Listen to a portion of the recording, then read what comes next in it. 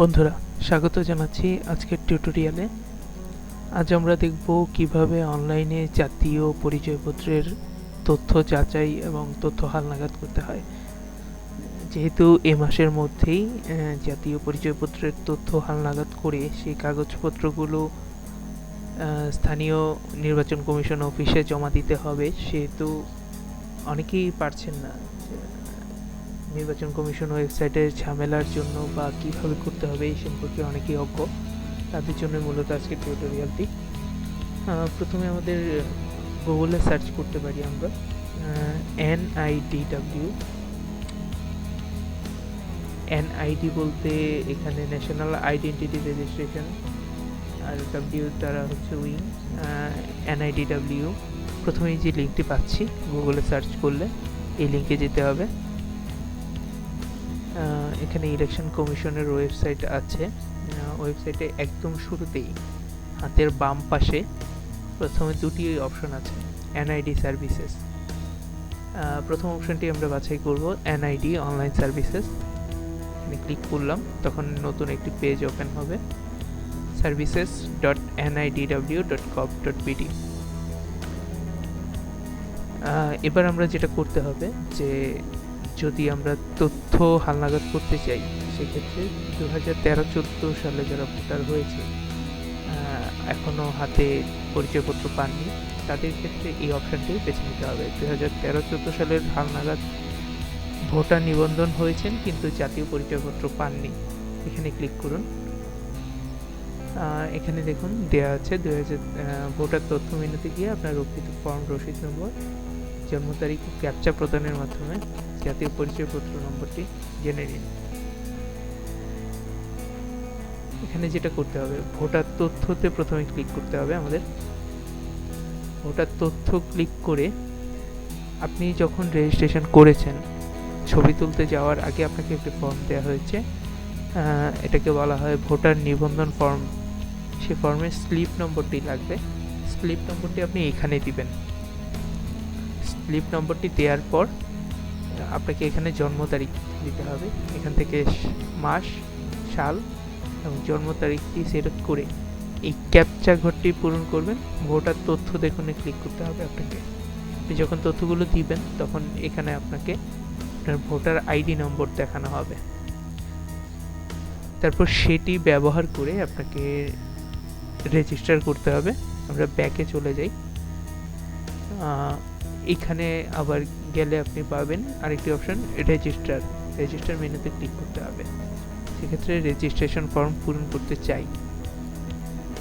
এখানে আপনি যে NID নম্বরটি কিছুক্ষণ আগে পেয়েছেন, এই NID নম্বরটি দিবেন, জন্ম তারিখ সিলেক্ট করবেন, আপনার সচল বর্তমানে যে নম্বরটি ব্যবহার করছেন নম্বরটি দিবেন। ইমেল আইডি দিলেও চলে, না দিলেও পারেন। বর্তমান ঠিকানা এবং স্থায়ী ঠিকানার ঘরটি পূরণ করতে হবে সাবধানতার সাথে। প্রথমে বিভাগ নির্বাচন করুন, জেলা, উপজেলা সহ। ধরুন আমি ঢাকা বিভাগ নির্বাচন করলাম, জেলা দিলাম ঢাকা, তখন অটোমেটিক উপজেলার সিরিয়াল আসবে। এখান থেকে আমি গুলশান থানা নির্বাচন করলাম। আপনি অবশ্যই আপনার থানাটি নির্বাচন করতে হবে, উপজেলা বা থানা কোন এলাকায় পড়েছে সেটি জেনে নিন। স্থায়ী ঠিকানার ঘরটিও অনুরূপভাবে পূরণ করতে হবে। আর আপনার বর্তমান স্থায়ী ঠিকানা যদি একই হয়, তাহলে এখানে যে ঠিকানা দিবেন এখানেও একইভাবে সেই ঘরগুলো করবেন। এখানে আপনি নতুন করে একটি পাসওয়ার্ড দিতে হবে। আপনি একটি পাসওয়ার্ড ইউজ করে লগ ইন করতে চান। পাসওয়ার্ডটি দেওয়ার ক্ষেত্রে অবশ্যই মনে রাখতে হবে যে একটি বড় হাতের অক্ষর দিতে হবে, একটি সংখ্যা দিতে হবে, আর পাসওয়ার্ড কমপক্ষে 8 সংখ্যা হতে হবে। ধরুন আমি বাংলাদেশ যদি লিখি, বড় হাতের B, বাকিটা ছোট হাতের, তারপর আমি ইচ্ছা করলে 1971 দিতে পারি। এ ধরনের আপনি যে পাসওয়ার্ড দিতে ইচ্ছুক পাসওয়ার্ড এখানে দিবেন। পুনরায় পাসওয়ার্ডটি এখানে দিয়ে ক্যাপচা, এখান থেকে ক্যাপচাটি অবশ্যই পূরণ করতে হবে। অনেক ক্ষেত্রে দেখা যায় যে ক্যাপচা কঠিন থাকে, সেক্ষেত্রে রিফ্রেশ ক্যাপচা ক্লিক করে ক্যাপচার ছবিটি পরিবর্তন করতে পারেন। তারপর রেজিস্টার অপশানে ক্লিক করবেন। এই রেজিস্টার অপশানে ক্লিক করার পর আপনার ফোন নম্বরে একটি পাসওয়ার্ড চলে যাবে। সেই পাসওয়ার্ডটি থেকে আপনি ব্যবহার করে আপনি পুনরায় এবার আমরা ফিরে যাচ্ছি আগের ঘরে। এখানে চলে যান, এখানে গিয়ে লগ ইন মেনুতে যাবেন। লগ ইন মেনু থেকে আপনাকে এনআইডি নম্বর দিতে হবে, জন্ম তারিখ, যে পাসওয়ার্ডটি আপনি দিয়েছেন কিছুক্ষণ আগে রেজিস্ট্রেশন করার সময়, যেমন আমরা দিয়েছি বাংলাদেশ 1971, পাসওয়ার্ডটি দিবেন।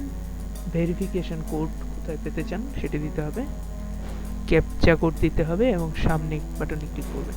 ক্ষেত্রে অধিকাংশ ক্ষেত্রে যে সমস্যাটি হচ্ছে, পাসওয়ার্ডের ঘরে পাসওয়ার্ডটি ভুল দেখায়, সেক্ষেত্রে আপনি পাসওয়ার্ড ভুলে গেলে ক্লিক করবেন, এনআইডি নম্বর দিবেন, জন্ম তারিখ দিবেন, আপনার মোবাইল নম্বরটি দিবেন। পাসওয়ার্ড পুনরুদ্ধারে ক্লিক করলে আপনার মোবাইলে একটি পাসওয়ার্ড পাঠিয়ে দেওয়া হবে। বেশিরভাগ ক্ষেত্রেই এই সমস্যাটি হয়ে থাকে, পাসওয়ার্ড আপনি যে পাসওয়ার্ড দিয়েছেন সঠিকভাবে দেওয়ার পরেও পাসওয়ার্ডটি নিতে চায় না। আপনি ভেরিফিকেশন কোড ইচ্ছাগুলি ইমেইলেও দিতে পারেন, সেক্ষেত্রে ইমেইল আইডি যদি আগে না দেওয়া থাকে নতুন করে দিয়ে নিতে হবে আপনাকে। তারপর অপশানটি থেকে আমরা ফিরে যাচ্ছি। আপনি যদি নতুন ভোটার হতে চান সেক্ষেত্রে এইখানে গিয়ে পূরণ করতে হবে, এটি আপাতত আমাদের প্রয়োজন নেই। আমাদের প্রয়োজন হচ্ছে অনেকেই আছেন পুরাতন যাদের ভোটার আইডি কার্ড আছেন কিন্তু নতুন করে তথ্য হালনাগাদ করতে চান, সেক্ষেত্রে আপনি রেজিস্ট্রেশন করতে চাই বাটনে ক্লিক করবেন। আগের মতোই রেজিস্ট্রেশন ফর্ম পূরণ করতে চাই, এখানে ফর্ম পূরণ করবেন, রেজিস্টার অপশানে ক্লিক করে রেজিস্ট্রেশন সম্পন্ন করতে হবে। আর তাছাড়াও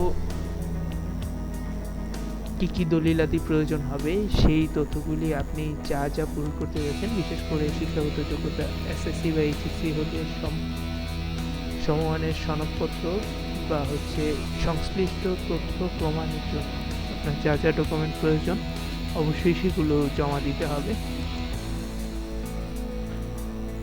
এগুলি সহ ফর্ম ফিল আপ করে আপনাকে অন্য কোনো তথ্য জানার থাকলে এখানে বিস্তারিত তথ্য পাওয়া যাবে। হারিয়ে গেলে কি কি করতে হবে সেই সম্পর্কিত তথ্য এখানে দেওয়া আছে।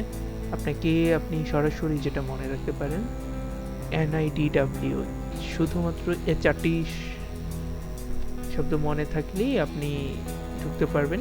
NIDW লিখে আপনি গুগলে সার্চ করেন, NID national identity card wing, NID লিখে আপনি গুগলে সার্চ করলে আপনি বিস্তারিত পেয়ে যাবেন।